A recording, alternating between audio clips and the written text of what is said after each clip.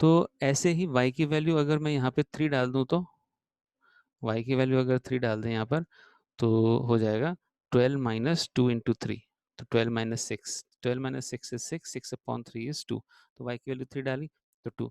अब मैं यहाँ पे एक आपको सीक्रेट बताने वाला हूँ कि क्या मतलब है कि कब डेसिमल में आएगा और कब डेसिमल में नहीं आएगा। तो आप ये डिफरेंसेस देख रहे हो कि हमने डिवाइड किससे किया, यहाँ पे डिवाइड किया है हमने 3 से। हाँ बेटा हर्षपाल, पूछना है तो पूछो कुछ।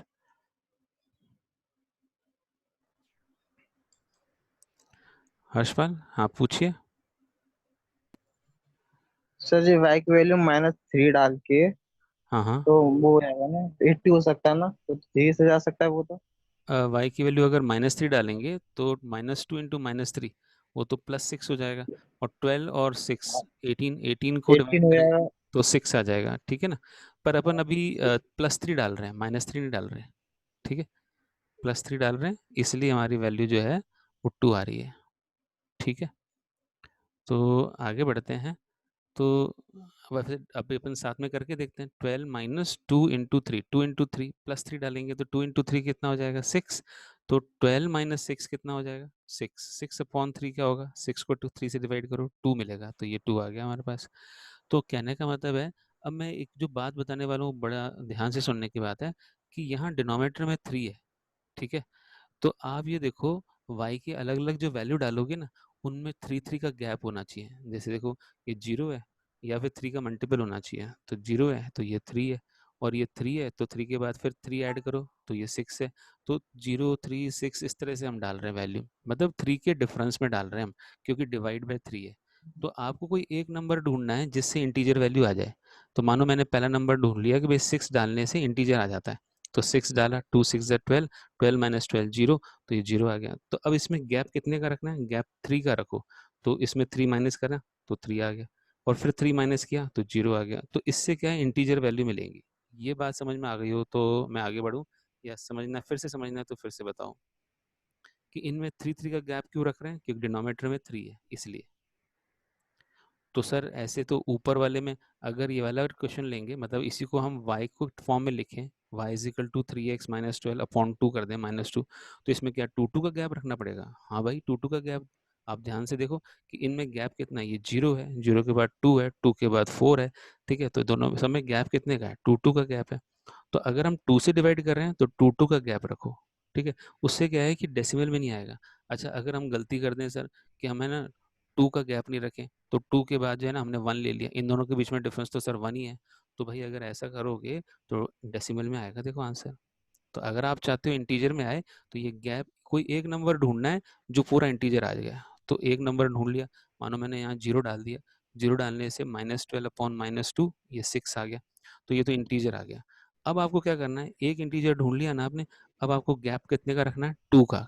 सर आपको कैसे पता 2 का रखना है, भाई यहाँ 2 से डिवाइड हो रहा है ना, इसलिए आपको 2 का गैप रखोगे तो हर बार आपको इंटीजर वैल्यू मिलेगी। ये बात आपको क्लियर हो जानी चाहिए। तो हमने फिर प्लॉट करना है, तो चलो हमने पहले वाली जो इक्वेशन है उसके पॉइंट प्लॉट करें।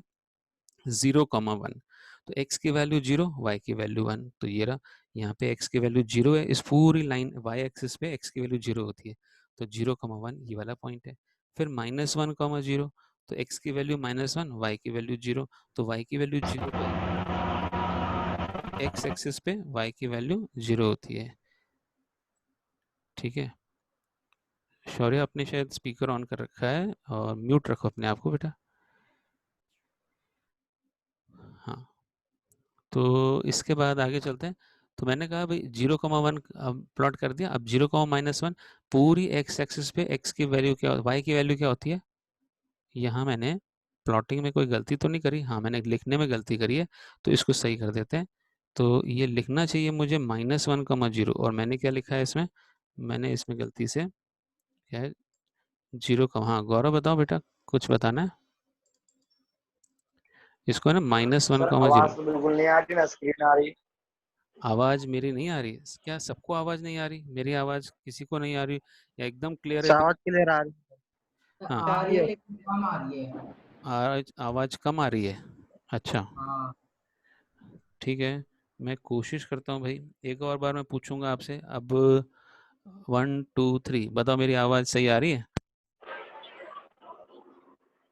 यस सर, अब ठीक आ रही है। सर ठीक आ रही है सर, यस गुड है, पहले से अच्छी है। सर, स्क्रीन नहीं आ रही सर।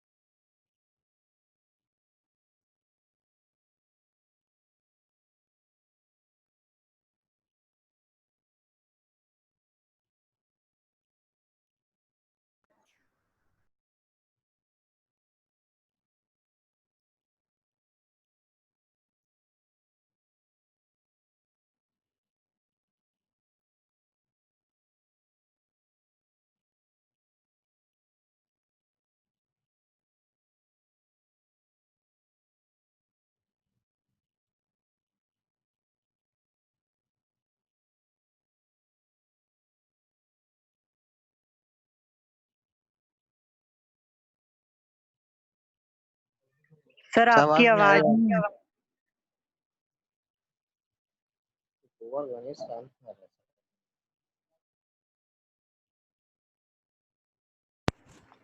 हेलो, अब आवाज़ आ रही है बच्चों?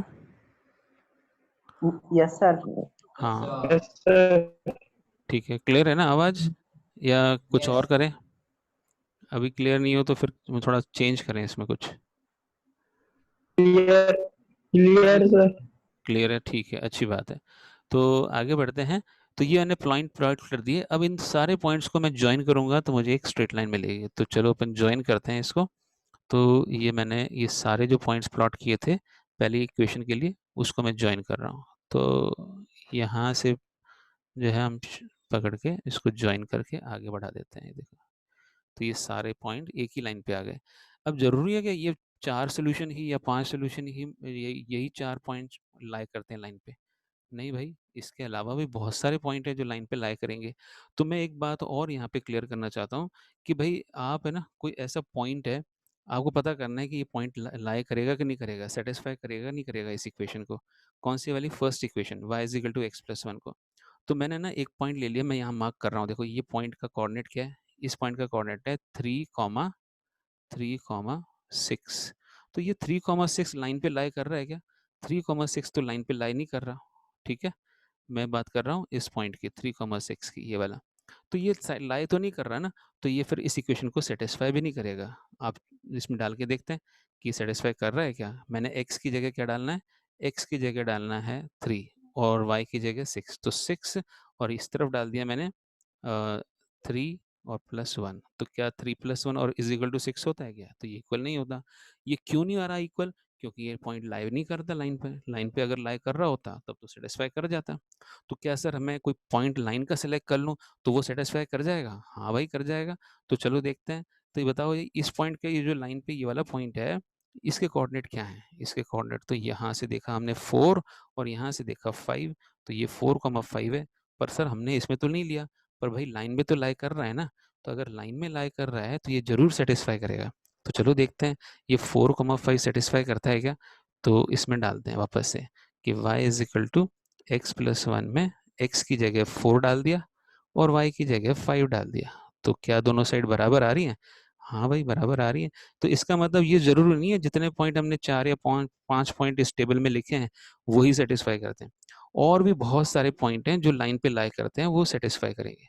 पर जो लाइन के बाहर हैं वो सेटिस्फाई नहीं करेंगे। जो लाइन के ऊपर हैं वो सेटिस्फाई करेंगे। तो मैंने एक और पॉइंट ढूंढ लिया। और आप ऐसे इतने बहुत सारे इनफाइनाइट पॉइंट्स बता सकते हो जो कि इसको सेटिस्फाई करते हैं। तो हमने एक और पॉइंट ढूंढ लिया। तो इसका मतलब सोल्यूशन समझ में आ गया कि जो पॉइंट लाइन पे लाई करता है उसको हम सोल्यूशन बोलते हैं, और जो लाई नहीं करता वो हमारा सोल्यूशन नहीं है। तो जैसे 3,6 जो है वो सर सोल्यूशन। हाँ जी, बताओ। सर आपकी स्क्रीन नहीं आ रही। आवाज नहीं आ रही? हेलो, आवाज नहीं आ रही बच्चों? आ रही है सर। तो बेटा, आप जिसके प्रॉब्लम आ रही है ना, तो उसको फिर से डिस्कनेक्ट करके कनेक्ट करना पड़ेगा। नेटवर्क का इशू लग रहा है मुझे, जिनकी आवाज़ नहीं आ रही। और कई बच्चों को साफ आ रही है। अगर सबको साफ नहीं आ रही हो तो मुझे कुछ और करना पड़ेगा। अब मैं आपसे ना जितने बच्चे, करीब 12 बच्चे जुड़े हुए हैं, तो जो जिनको साफ आ रही है वो हाथ खड़ा करें, रेज हैंड। मैं देखूं कितने बच्चों को साफ आ रही है। अच्छी बात है। ये तो 1 2 3 4 5 है ना, 5 बच्चों को तो साफ आ रही है, और बाकी बच्चों को साफ नहीं आ रही, तो इसका मतलब नेटवर्क इशू है बच्चों। तो आपको एक सोल्यूशन है कि आपको नेटवर्क चेंज करो। नेटवर्क अगर चेंज नहीं कर सकते, अच्छा एक और प्रॉब्लम ध्यान रखना, कि अगर आप अपने जूम को अपडेट नहीं रखते हो, हर बार आप ज्वाइन करने से पहले, क्योंकि नए नए अपडेट्स आते रहते हैं, जूम को अपडेट कर लिया करो। जूम अपडेट करने से भी दिक्कतें सॉल्व हो जाती हैं। तो 6 बच्चों को आवाज़ बिल्कुल क्लियर आ रही है, तो इसका मतलब नेटवर्क इशू है। जिन बच्चों ने या तो जूम अपडेट नहीं किया है, या फिर उनका नेटवर्क स्लो है। तो एक तरीका यह है कि जूम अभी तो बीच में अपडेट मत करो, सेशन चल रहा है, तो बाद में अपडेट करना। पर दूसरा तरीका यह है कि डिस्कनेक्ट करके फटाफट कनेक्ट कर लो वापस से, तो हो सकता है नेटवर्क इशू सॉल्व हो जाए।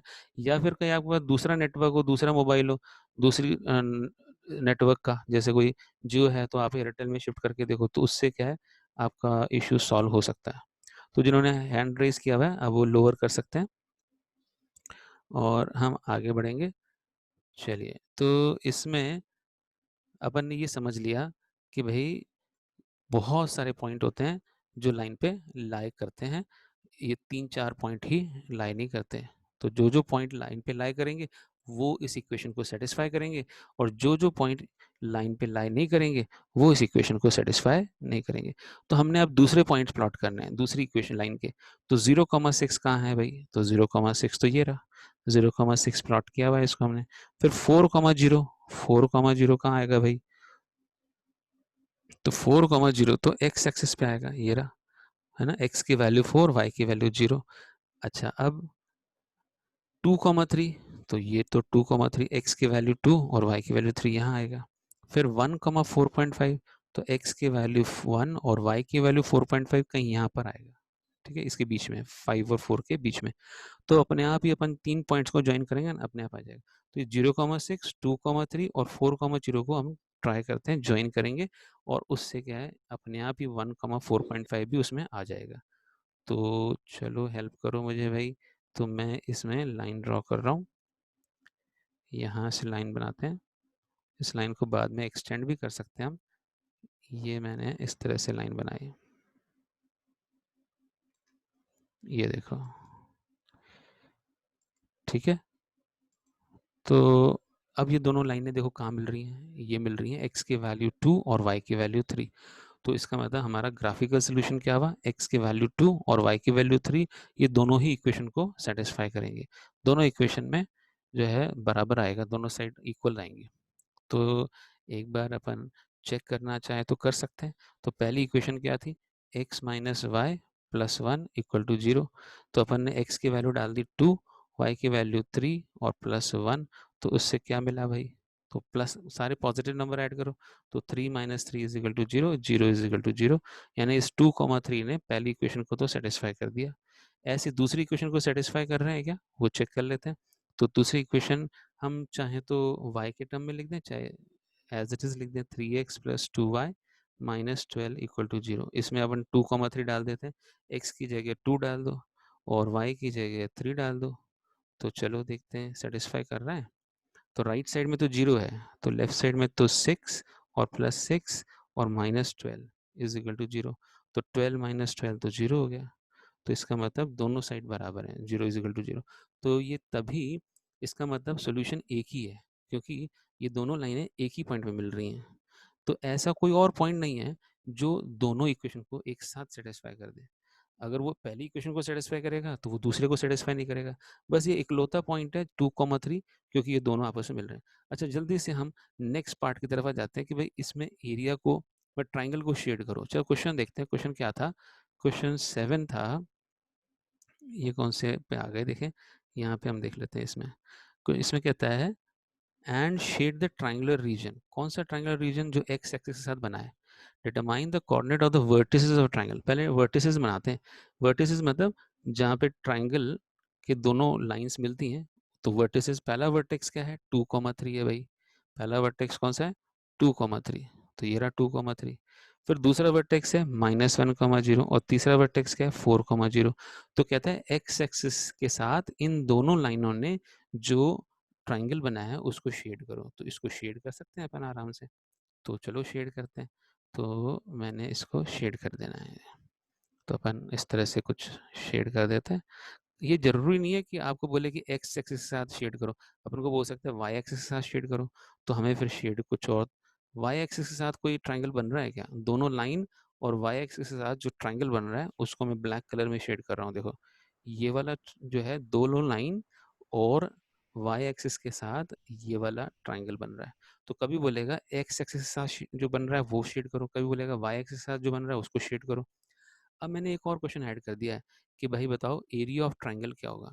तो आपको पता है एरिया ऑफ ट्राइंगल का फॉर्मूला होता है half into base into height. तो चलो इसका कुछ नाम दे देते हैं ए, इसको नाम दे देते हैं बी और इसको नाम दे देते हैं सी। तो area of triangle A B C वो निकाल लेते हैं।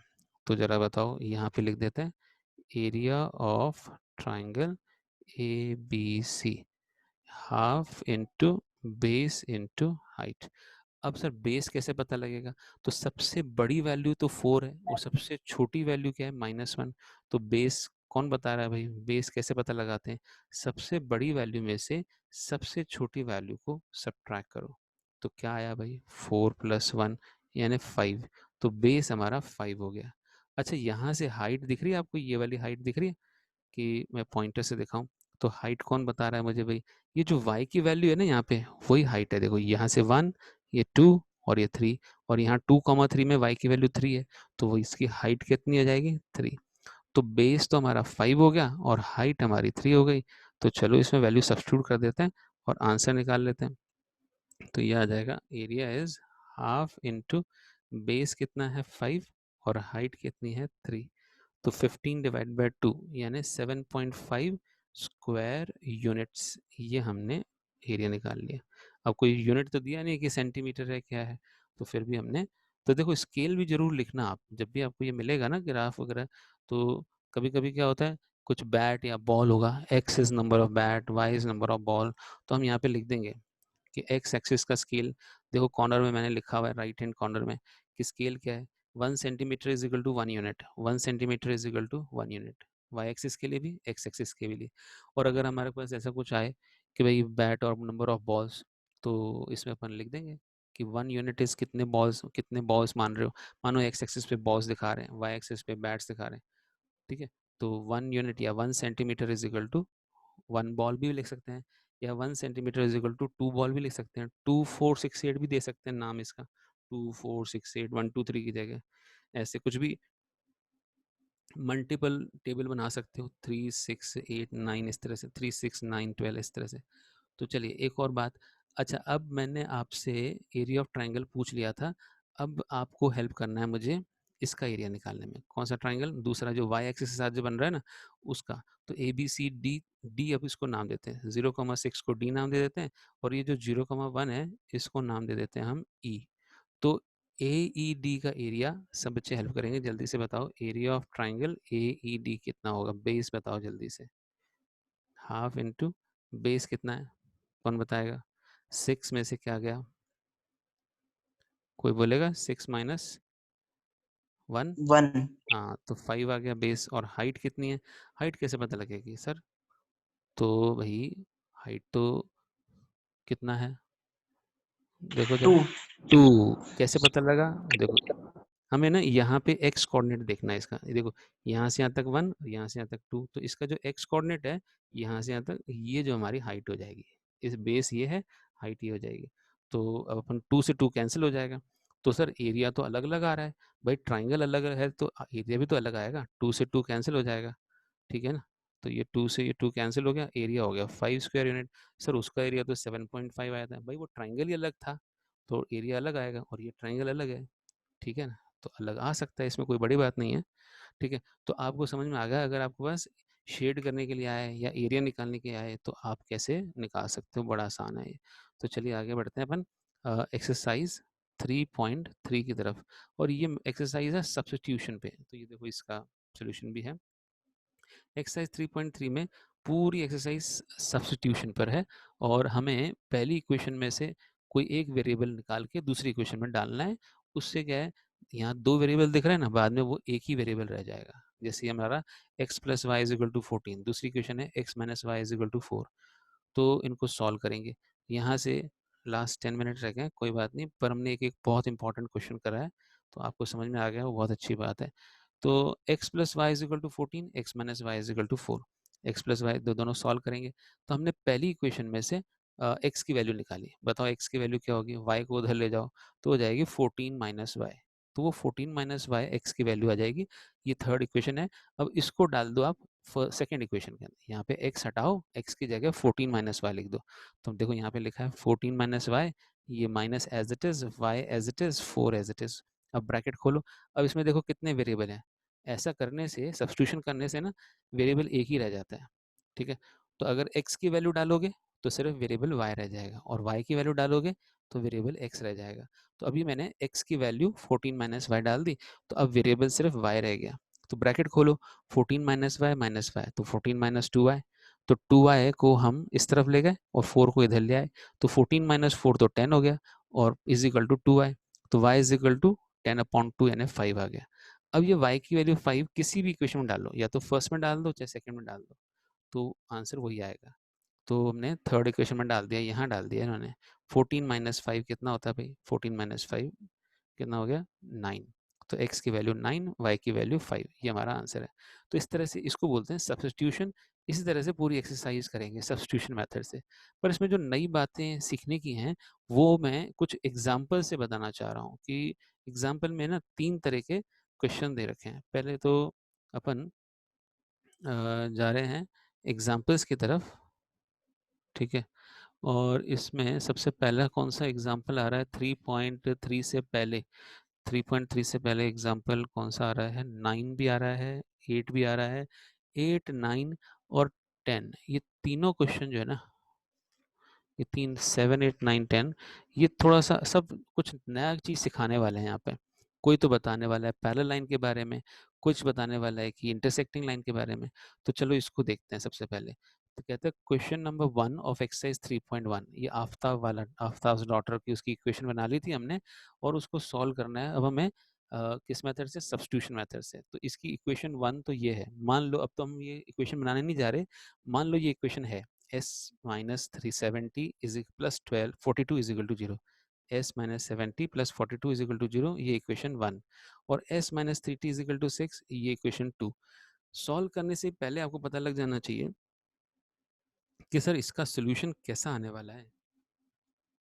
तो हमें पता है कि रेशियो लेना पड़ता है। तो a1/a2 बताओ क्या है भाई?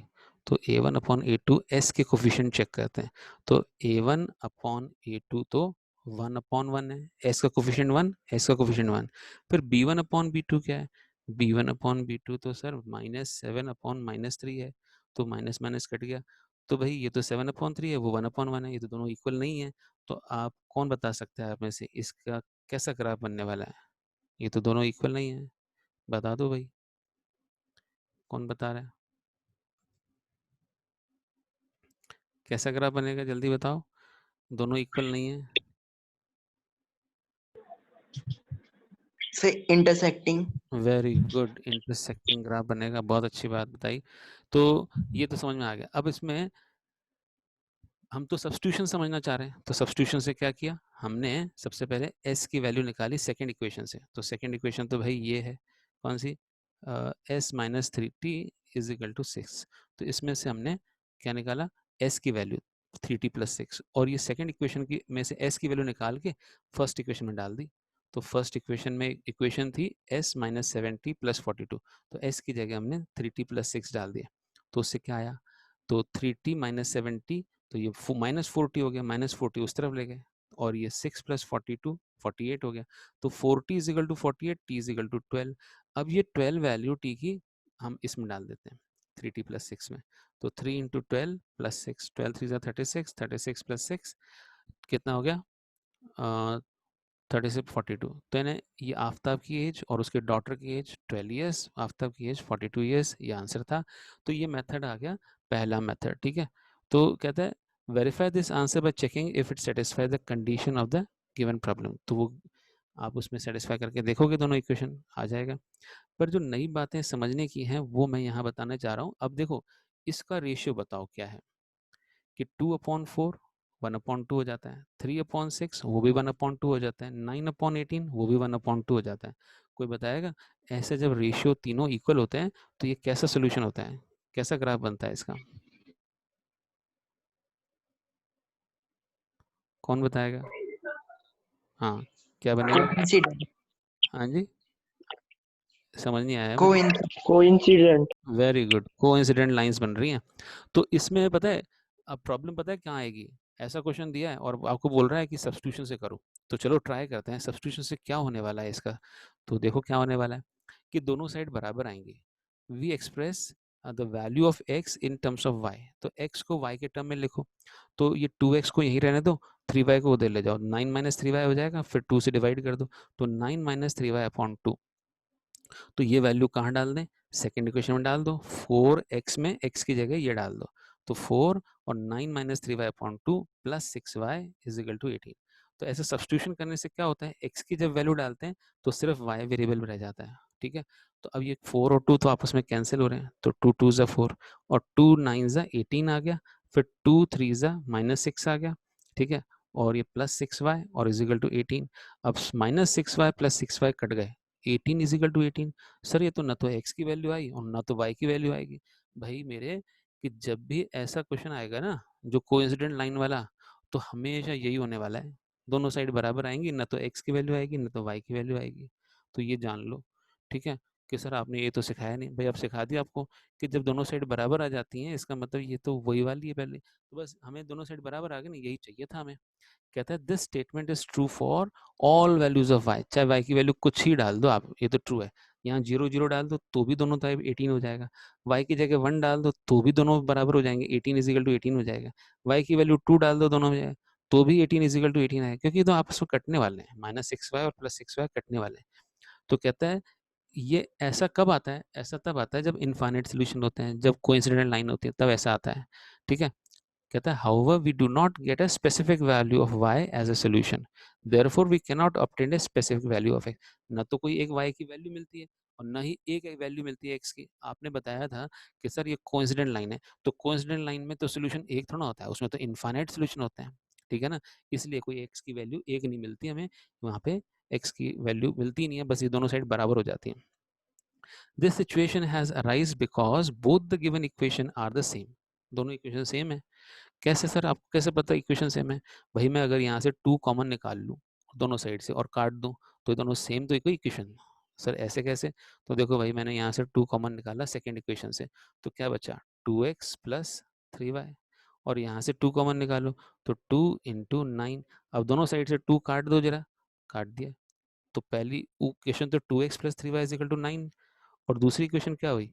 सर ये भी तो 2x plus 3y is equal to 9 हो गई। अरे वाह भाई, ये तो सर मैजिक हो गया, अच्छी बात है।